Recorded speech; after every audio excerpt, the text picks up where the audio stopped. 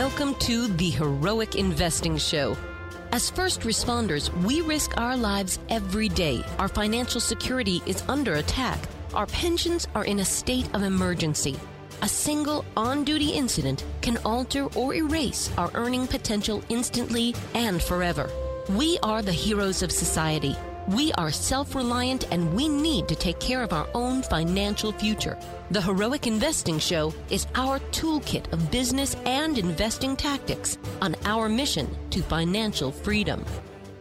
Hello, awesome listeners. My name is Gary Pinkerton. Welcome to episode 141 of the Heroic Investing Show, a podcast for first responders, members of the military, veterans, and anyone looking to improve your financial future and gain some freedom with your time. We teach America's heroes how to build passive income, build your startup business, and safely grow wealth through real estate and other alternative investments.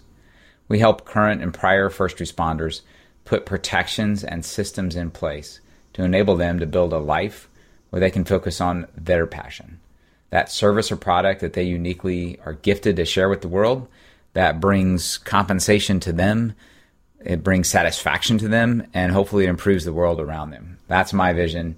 Again, I'm Gary Pinkerton, co-hosting this with Jason Hartman, and I hope you enjoy this upcoming episode. Today, it's going to be Jason talking with Mr. John Simpson, and John is talking with him about a company that he invested in and helps run, which is called Rent Reporters. Rent Reporters is an awesome tool for those of us that are landlords. It's a kind of a new and up-and-coming tool that doesn't have a huge database yet, but what it does is it provides us an opportunity to see the credit payment history for our tenants. Now, of course, we always do credit checks, or hopefully we do, and so you see an individual's credit history, but what is not there is a history of rental payments. So maybe they pay, the car payment, but I've had plenty of tenants who decided to pay the car payment but not pay me. So has that happened in the past? So, the solution to that has always been, well, make sure you call the previous landlord, right? Well, that's really a bad idea in my opinion, because, it's not a horrible idea, but I wouldn't stake all of my opinion, my assessment on that, because listen, if I have a bad tenant and I'm a person of less than reputable integrity and someone calls and says, what do you think about this guy? He's looking to rent at my place and I'm having trouble getting him out of my place. Well, would I get rid of him by saying something wrong? I don't know. Hopefully, personally, I would not. I'm pretty sure personally I would not. But I think there's other individuals out there that, don't beat up a tenant while the tenant is still in their property and they're looking to get rid of this person. So if they have a squatter, who knows what they'll do? I think that's a fairly questionable, reference. And then, some people, like in one of his books, I believe it was Kenny McElroy, said, go back and look 2 landlords ago. Sometimes that's just hard to do. Like even finding history back that far, the tenant doesn't remember who they were renting from that previous time. Maybe you can daisy chain back, but that's just a lot of extra time. So what this service offers, it offers to the tenant, really it's incentivizing the tenant to report their credit, right? And so they have to sign up for it, and Rent Reporters will automatically report their payment frequency, whether they're on time, etc. And then the landlord actually gets incentivized monetarily from this company, from this system. And they do a pretty decent job of explaining that here on the upcoming episode. So I think you'll find interest in that. But the reason I wanted to run this one is because it speaks to this, what is becoming the new norm and is what is making the world a much better place, in my opinion, and that's social accountability. There's so much of our lives that is being recorded and watched and just observed by others. We're so transparent nowadays. In fact, I believe that we should assume that we're being recorded for eternity. I tell my kids that you live in a life, in a world where everything you do is being observed by someone. Maybe it's a satellite, maybe it's your neighbors with a camera, maybe it's the guy in the next car. Road rage, where people get away with things like that, is almost a thing of the past. And that's awesome, right? It's awesome that hit and runs maybe are about a thing of the past. I don't think it's too long before the cars just do 24/7 recording on their own of what's happening around them. And so they'll have the ability to, stop these horrible events like that. So I think it's good that the social accountability is out there. it's not a question of, if you're being recorded, it's really of when will anybody look at it. And if they don't have time and they're not interested in it right now, they probably won't. But one day, if, we need to find out something about an individual, like they're running for president, right? People will go back and they'll comb through everything that's available. And stuff will come out of the woodworks that, maybe you thought was not being recorded. So I just, my own little public service provision there, I recommend everyone live their lives in an ethical way with integrity. Assume that you're being recorded, that you're going to be judged on all actions no matter where they are. And I think you'll be far, far better off. But, that's, in my opinion, also why things like Amazon and eBay are out there and being successful. I mean, they're changing the world. And the reason that online commerce and interactions with people across the globe happen, the reason that my clients will, do business with me having never met me or sat down with me in person, and we've just done video teleconferencing and communicating, is because they can check out my reputation online. So the reason all this can happen is because there is a transparent world out there. And so Rent Reporters is simply just applying that world of transparency that's becoming acceptable and commonplace to our ability to make better decisions about tenants. Hopefully it also holds our tenants accountable. They've tried not paying in the past, and they realize that that's being recorded everywhere, and they have a real tough time, getting, renting again, which is what we want. We want them to have a tough time renting from us. So maybe to hold them accountable to, meet their commitments. And if so, what an incredible world we're starting to develop here. So I think it's awesome. I don't know that Rent Reporters is going to change the world for us, but it's just another example of how the world is changing for the better. We're becoming, a more accountable society, and where we hold each other accountable, and we recognize that it doesn't pay to be an unethical individual. So with that, with my little boost of optimism, I hope you enjoy this great conversation between Jason and John Simpson about the company Rent Reporters. It's my pleasure to welcome John Simpson to the show. He is CEO of a very interesting company that is kind of blazing a new trail, and it is called Rent Reporters. Now, as you listen to this interview, I want you to listen with two different mindsets. One, the mindset of a tenant. And since the tenants are our customers as real estate investors, listen from their perspective, from our customers' perspective. But also, you may have followed the advice I've talked about before, that if you are wanting to or living in a high-end home, you may be a renter as well, because you know that the rent-to-value ratios are very favorable for the tenant in the higher end properties. And many of our listeners live in high-end homes that they rent, and then they own a lot of lower price properties that they rent to other people. So you can listen from two perspectives and two mindsets to this interview. John, welcome. How are you? I'm well, Jason. Thank you so much for having me today. It's good to have you on. Give our listeners a sense of geography. Where are you located? We're sitting in Southern California. We're in Pasadena, is where we're headquartered. Yep, beautiful area, high taxes, but beautiful.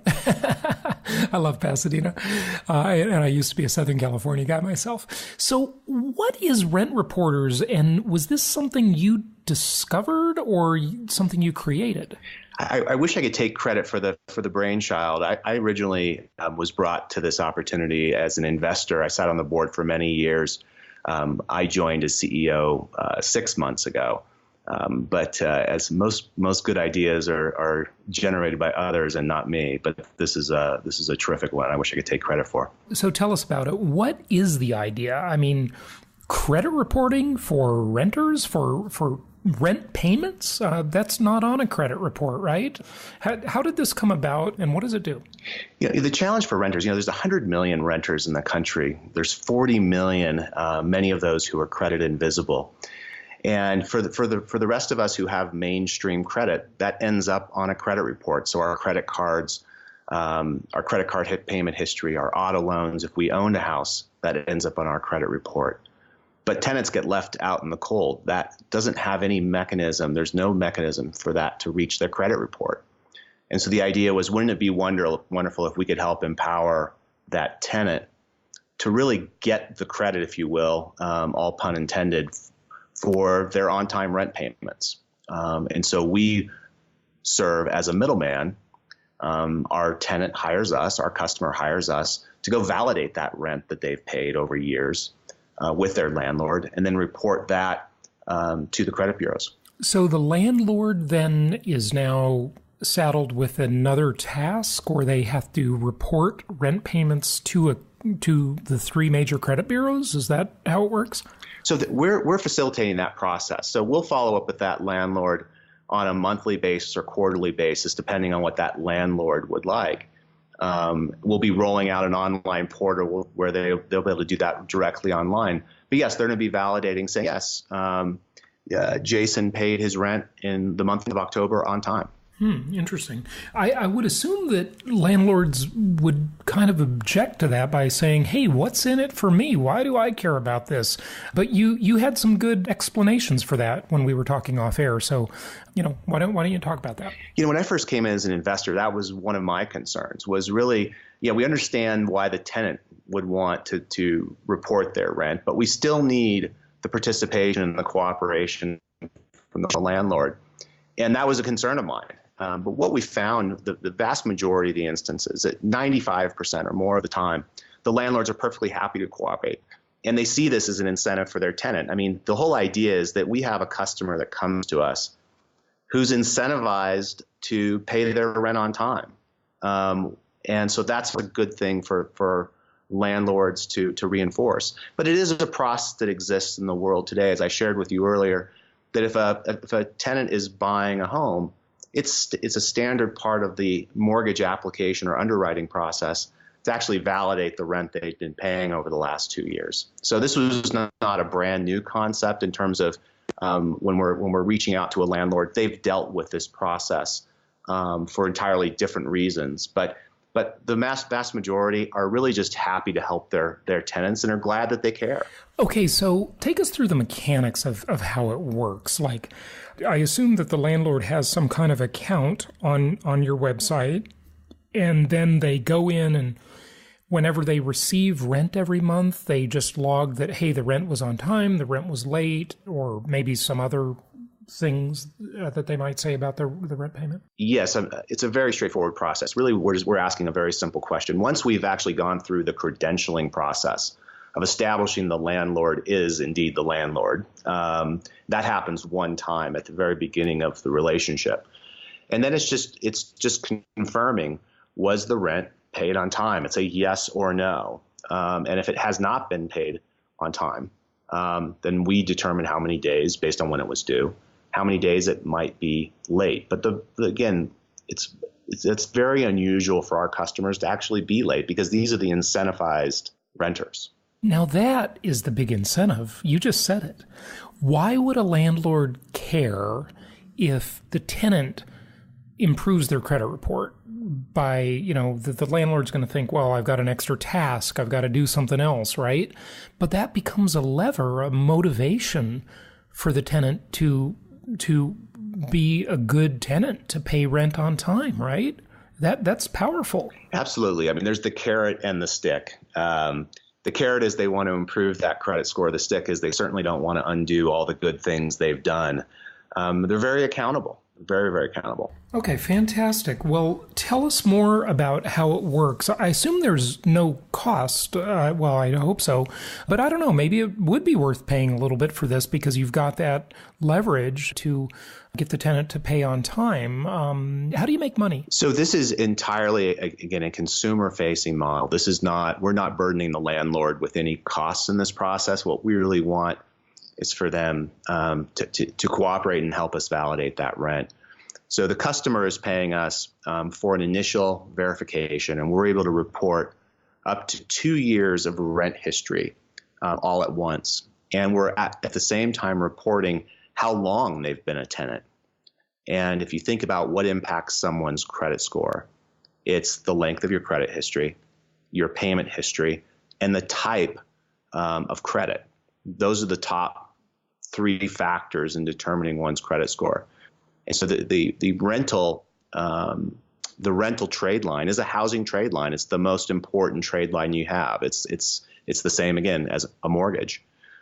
So there at that initial, it's likely the largest payment the tenant makes. I mean, likely their car payment is lower, their credit card payment is lower, their, student loan debt is lower probably than their rent payment. It's the biggest payment they make, right? Absolutely. I mean, with our customer base, it makes up about 60% of their income.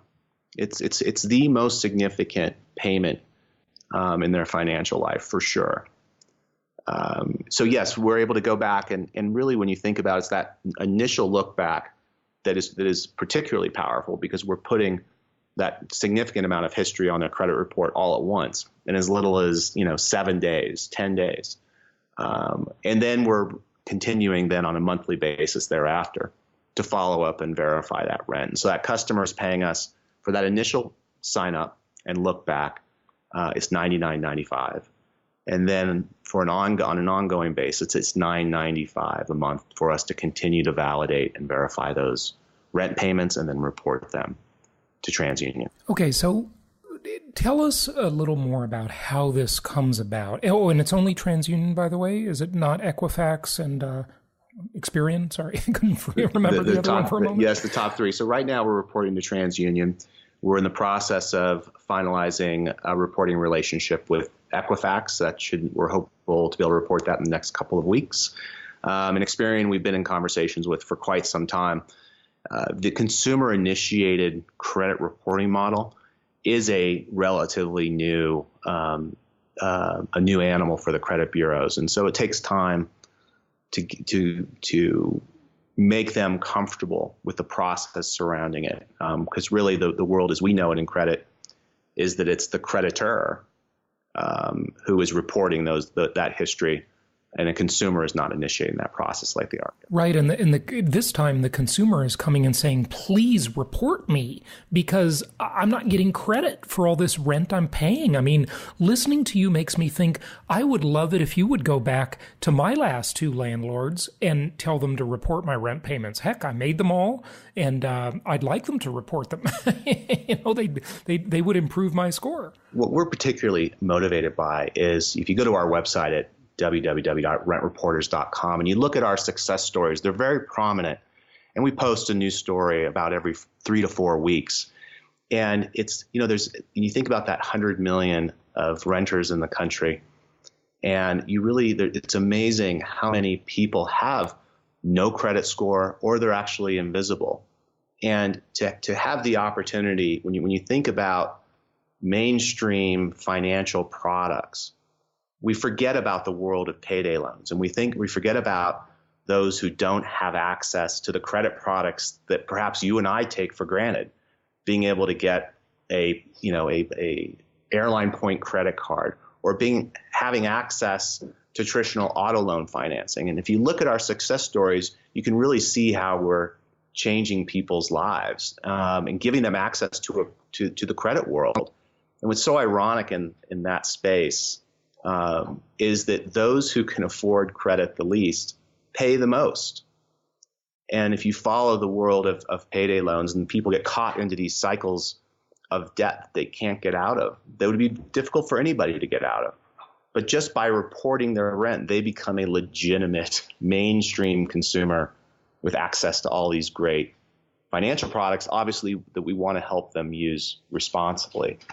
But that's really what gets us really excited is about giving people access when they've been doing everything right. But without us, they can't even get into the credit world. It's one of these things, if you don't have it, you can't get it. But as a renter, we can help. Yeah, no, it's like that first job we all try to get when we're a teenager. Well, hopefully when we're a teenager, you won't get hired if you don't have experience, but how can you get experience if you never get hired, right? Same thing with credit. And that's true. So this is great because now a landlord, when they run a credit report, they can actually look specifically at rental payment history, right? Is that available as a specific line item, or is it really too early? And also, how old is this company? So working backwards, we've been Rent Reporters was formed about 3.5 years ago.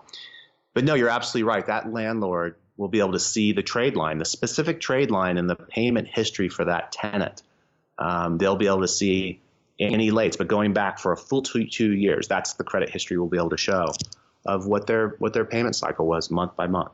Fantastic. Okay, so 2 years back, can you get old landlords to do it? How does that all work? Again, we can go to the current landlord, we can report a full 2 years of payment history. But no, landlords generally are it really is surprising in many respects because we're taking up someone's time, but they're very cooperative. And if they remember that they had this great tenant, they're generally very happy to help, and we're able to report that additional history as well.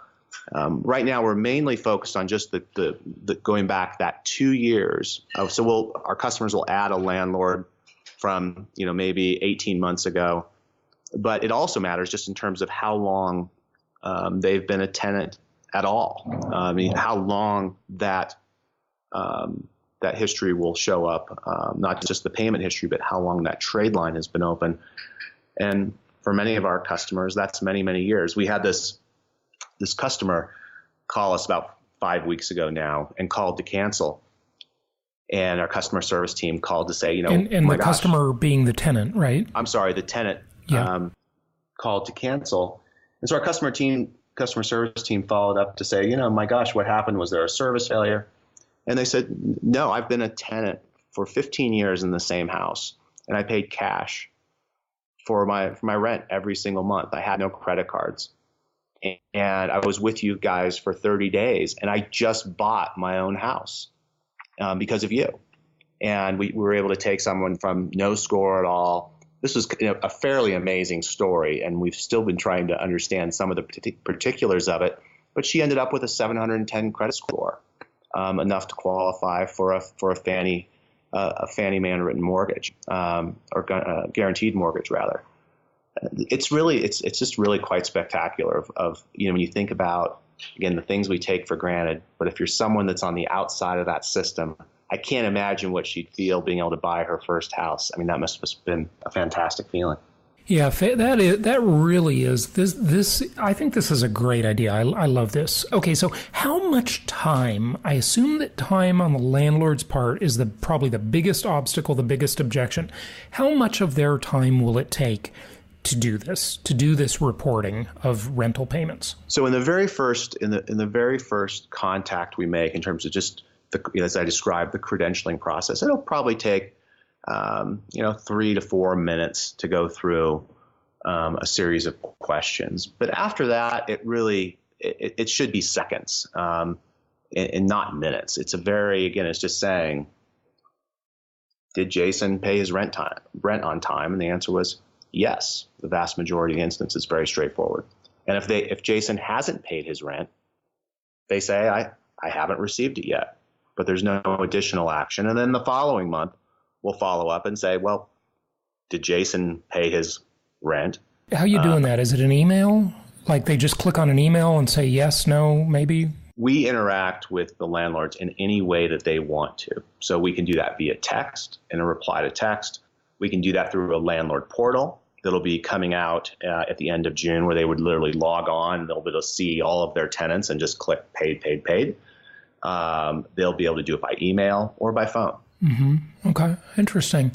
In setting up the account, the landlord setting up the account, how much time is that going to take them to do that? That's really the 3 to 4 minutes in the very first. There's nothing for them because they're not the one having to establish the account. The tenant is the one doing all that legwork for them. The tenant's providing us everything. Their lease start date. So the tenant says, I rent the property at 123 Elm Street. Here's my landlord's email address. Email them and have them set the account up on their end, probably, right? Something like that? Yes. So they're providing us the lease start date, the amount of their rent, the date it's due, the landlord's email address or phone number, as you suggest. And then we reach out to that landlord and said, Jason hired us to verify his rent. He says that he's been renting for this period of time and that he paid his rent on time up through October. Is that accurate? Yes or no? Okay, good deal. What if the landlord owns multiple properties? Is it 3 or 4 minutes for each account? I could almost see a landlord that likes this idea sending an email to their tenants and suggesting that they set up an account, right? That's very common for us. And it's really that interaction we have with that landlord is, again, still going to be very short. If we're doing it for a list of 10 or 50, we have some landlords where we're reporting 1,000 tenants. And they'll actually just send us a file every month. We actually don't interact directly with that landlord. But one of the things we offer landlords is an opportunity to essentially serve as a brand ambassador. And there's a revenue share. So there's a direct financial benefit to that landlord for helping refer us or introduce us to their tenants.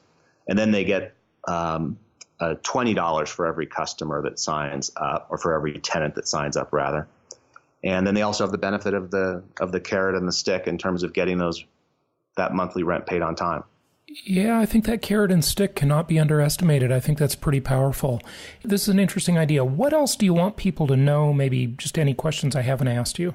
As you think about, as we think about how credit impacts people's lives, it's far broader than people understand, in terms of just off the cuff. If you look at a relatively small action on the part of the Fed to increase interest rates by a quarter point, that's going to hit credit cards directly by that same quarter point. And when you look at the average consumer who has debt, has $15,000 in credit card debt.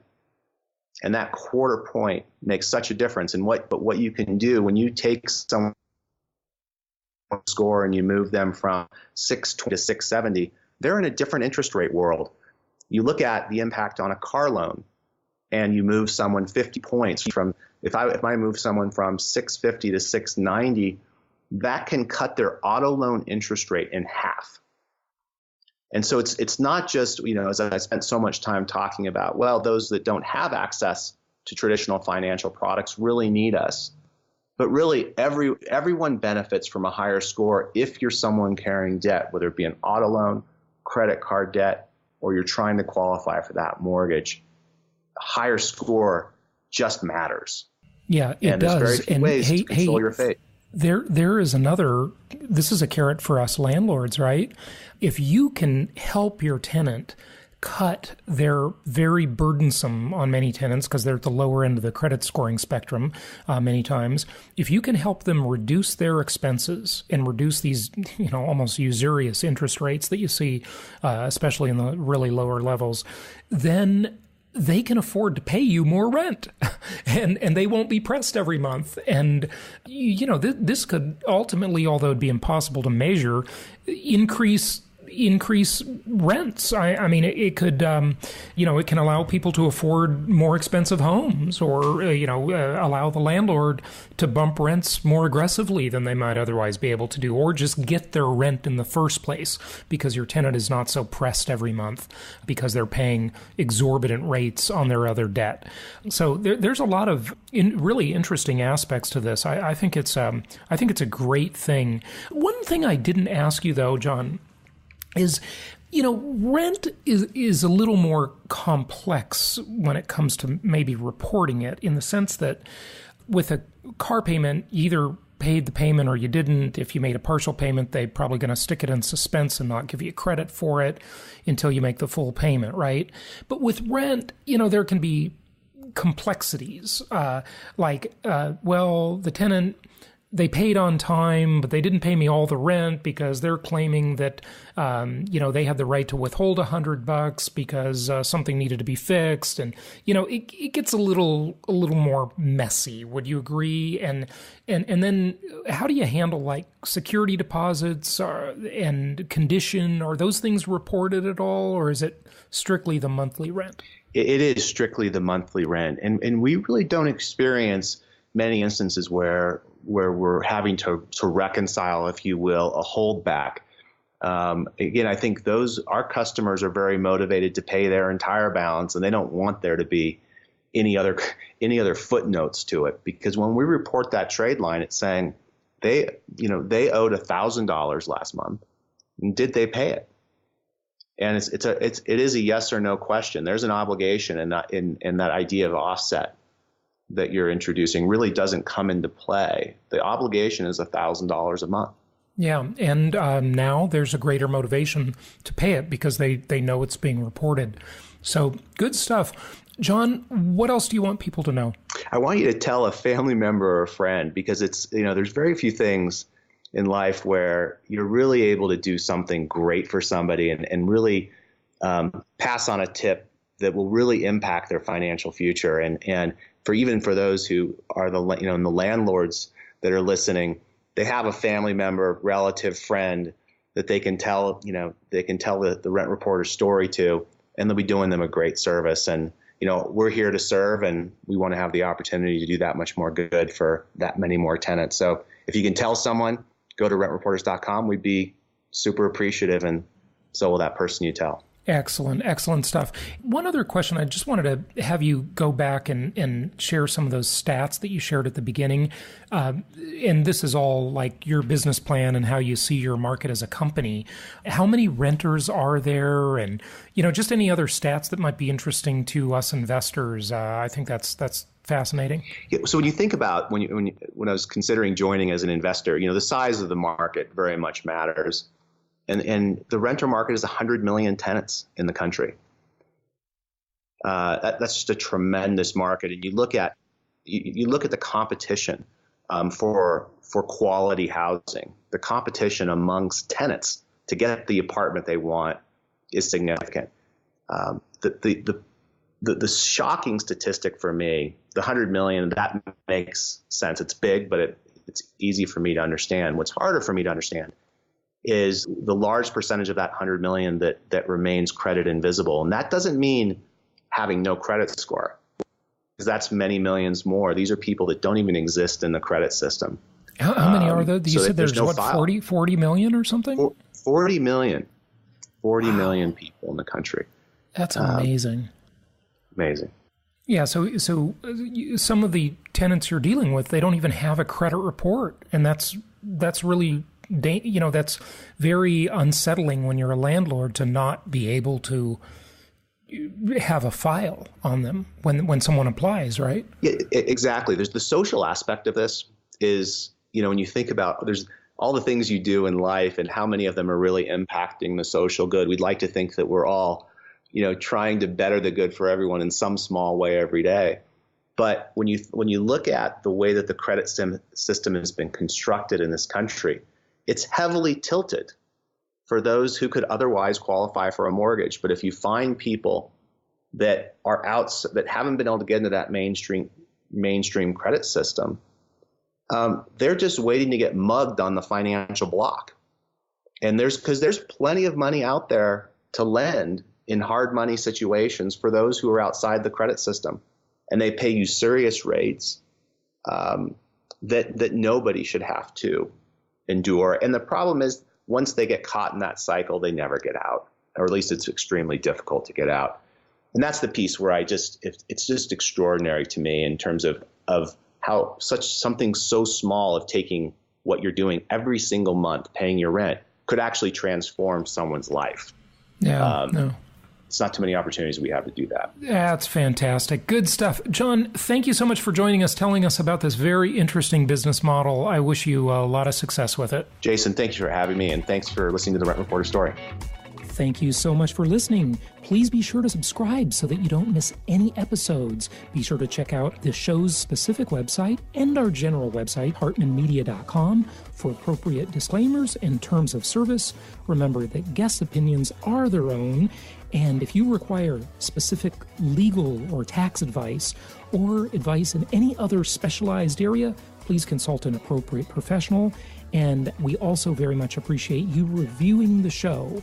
Please go to iTunes or Stitcher Radio or whatever platform you're using and write a review for the show. We would very much appreciate that.